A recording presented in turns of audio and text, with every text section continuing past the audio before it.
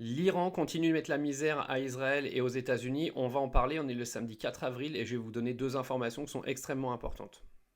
Alors déjà, première news, hein, il y a deux avions de chasse américains qui ont été abattus et pas un seul. Et apparemment, il y aurait un soldat qui aurait été secouru hein, par les défenses américaines. Mais par contre, il y en a un qui est toujours en liberté et qui est recherché ardemment en Iran.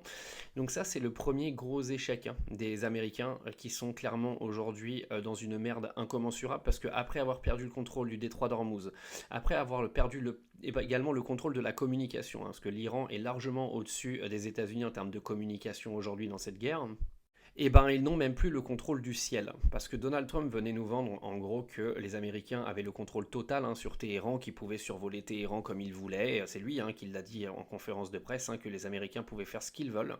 Et ben l'Iran a prouvé que non. L'Iran est maintenant capable de défoncer les avions de chasse américains. Et qui l'eût cru les gars?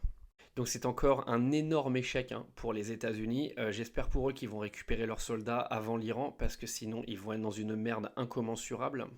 Alors deuxième information importante hein, qui a filtré ce matin, c'est qu'Israël maintenant laisse tomber des missiles au sol sans essayer de les contrer. C'est extraordinaire. Ils ont un dôme de fer hein, qui est financé par les États-Unis depuis bien longtemps, qui est limité en capacité de missiles, et Israël a pris le pas suite à toutes les agressions iraniennes et au flux de missiles qui descend du ciel tous les jours, de laisser passer certains missiles. Il faut savoir que Tel Aviv a été démonté hier encore une fois par des missiles iraniens. Alors en fait, il y a deux raisons. La première raison, c'est qu'Israël aujourd'hui sait que son dôme de fer est limité en missiles et est obligé de laisser passer des missiles. Ça, c'est la première chose. Et deuxièmement, l'Iran envoie des missiles avec des sous-missiles, ce qui fait que c'est quasiment impossible pour le dôme de fer de contrer l'intégralité des sous-missiles.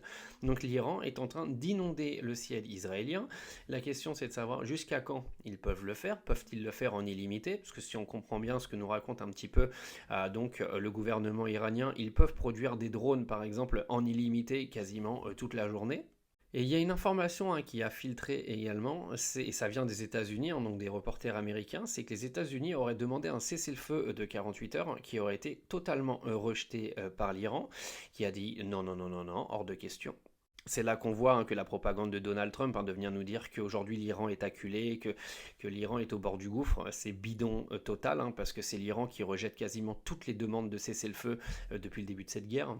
Au passage, hein, au niveau de l'Europe, on continue à tacler Donald Trump bien comme il faut. Hein. Macron s'en est bien chargé dans la presse. Le Premier ministre britannique également. Giorgia Meloni également. Donald Trump est complètement isolé aujourd'hui. C'est une dinguerie. Israël et les États-Unis sont en train de mener leur guerre tout seuls face à l'Iran et bientôt face au reste du Moyen-Orient si ça continue comme ça. Et la propagande de victoire de Donald Trump aujourd'hui n'est absolument plus crédible, encore plus depuis hier avec les avions qui se font détruire, parce qu'on était vraiment sur la dernière ligne. En gros, aujourd'hui, de dire oui, nous les Américains, on domine, ils peuvent pas détruire nos avions, etc. Bah si, ils peuvent détruire vos avions. Vous êtes ridicules.